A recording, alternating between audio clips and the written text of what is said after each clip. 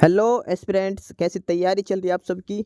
Welcome to our YouTube channel सरकारी नौकरी notifications. Aspirants, आपका अपने यूट्यूब चैनल सरकारी नौकरी नोटिफिकेशंस पर आपका स्वागत है। और एस्पिरेंट्स, आज की एक इम्पोर्टेंट अपडेट है और वो अपडेट क्या है, इस चीज़ को जानने के लिए आप वीडियो के एंड तक बने रहिए। ठीक है, जो भी एस्पिरेंट्स वीडियो पर नए हैं, चैनल पर नए हैं, तो चैनल सरकारी नौकरी नोटिफिकेशंस को सब्सक्राइब करके जरूर चलें। वीडियो अच्छी लगे तो वीडियो को लाइक करना, शेयर करना। अगर कुछ इश्यू हो, कुछ पूछना हो वीडियो के सब्जेक्ट वे के बारे में, कंटेंट के बारे में, तो आप कमेंट बॉक्स में कमेंट जरूर करना। ठीक है, तो एक बार फिर से, अगर सब चैनल सब्सक्राइब नहीं किया तो चैनल सब्सक्राइब करते हो। चलिए शुरुआत करते हैं। एस्पिरेंट्स यूपीएससी के द्वारा एक नया रिक्रूटमेंट एडवर्टाइजमेंट दिया गया है। ठीक है, और ये जो रिक्रूटमेंट नोटिस हैं ये यूपीएससी के ऑफिशियल साइट पे अवेलेबल है, upsconline.nic.in पे। इसमें जो नोटिस में दिया गया है कि ये है नर्सिंग ऑफिसर की पोस्ट के लिए, nursing officer in employees state insurance corporation, ministry of labour and employment. ठीक है कि नर्सिंग ऑफिसर की पोस्ट के लिए है।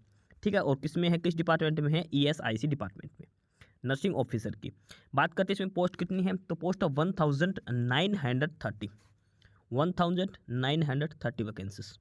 ठीक है, 1930 वैकेंसीज है नर्सिंग ऑफिसर की ईएसआईसी डिपार्टमेंट में। ठीक है, ये यूपीएससी के द्वारा इनका एग्जाम ऑनलाइन रिक्रूटमेंट कंडक्ट करवाई जाएंगी। ठीक है, ये बेसिक सी नोटिस डिटेल है। 1930 पोस्टें हैं, 1930। और इसके बाद बात करते हैं इसमें पोस्ट का कैटेगरी वाइज डिस्ट्रीब्यूशन।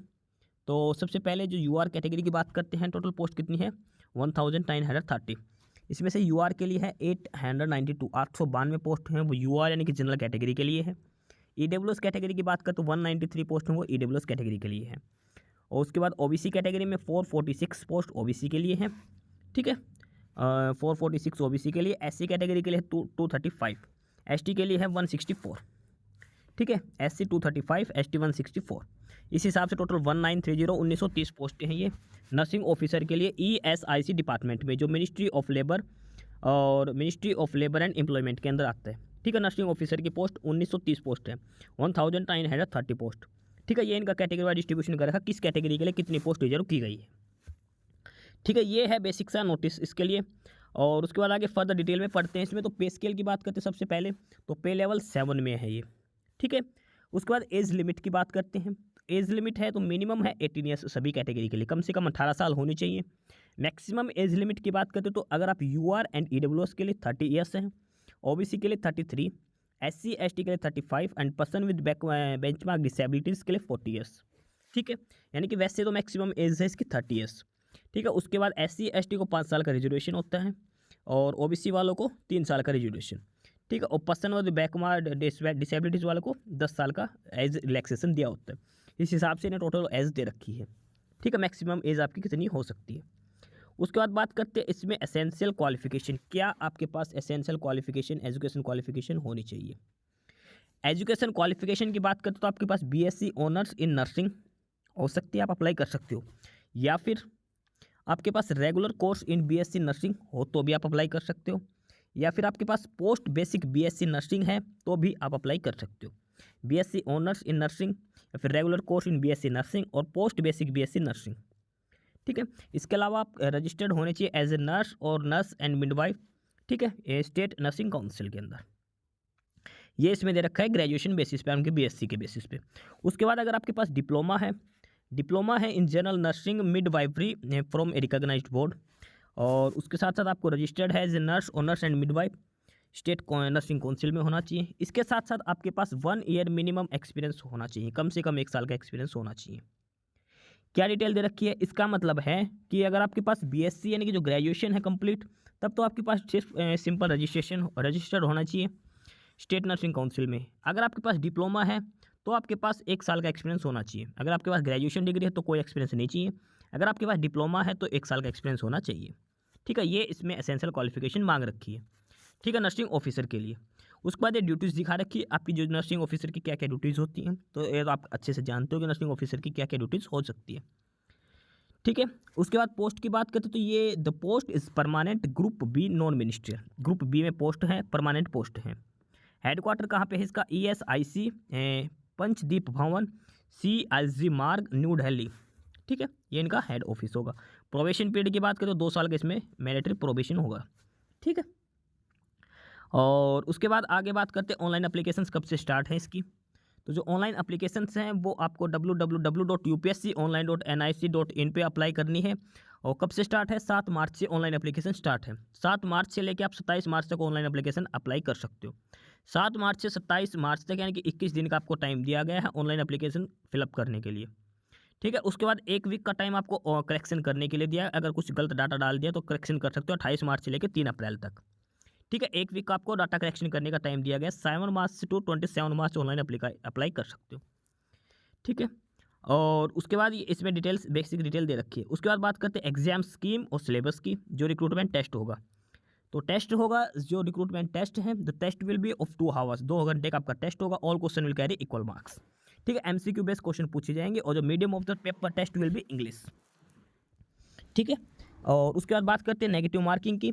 तो आपके 1/3 इसमें नेगेटिव मार्किंग का प्रोविजन भी दे रखा है रॉन्ग आंसर के लिए। ठीक है, अब बात करते हैं इसमें सिलेबस की। तो सिलेबस में दे रखा है ये सिलेबस में ये टॉपिक्स दे रखे हैं। 16 टॉपिक्स हैं जो आपका पूछे जाएगा।